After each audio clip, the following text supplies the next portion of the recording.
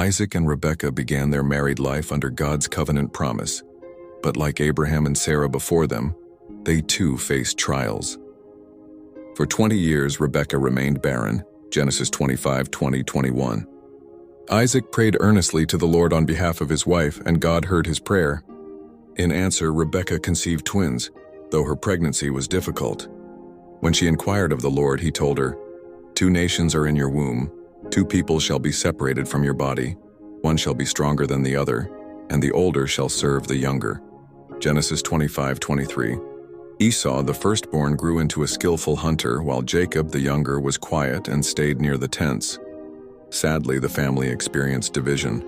Isaac loved Esau because he ate of his game, but Rebekah loved Jacob. Genesis 25:28. This parental favoritism would later shape their household struggles.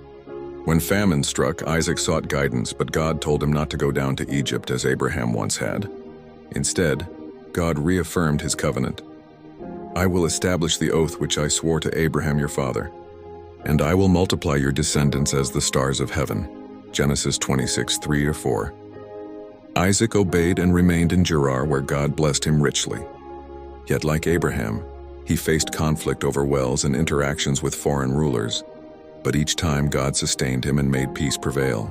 Later in Isaac's old age, his eyesight grew dim. Genesis 27:1. He intended to bestow his blessing on Esau, his favorite son. However, Rebekah, remembering God's word that the older would serve the younger, guided Jacob to present himself to his father in disguise. Isaac, though uncertain, gave the blessing to Jacob. This act caused deep family strife, with Esau vowing revenge and Jacob fleeing to Haran. The narrative shows Isaac as a man of faith, yet also one whose household bore tension and division.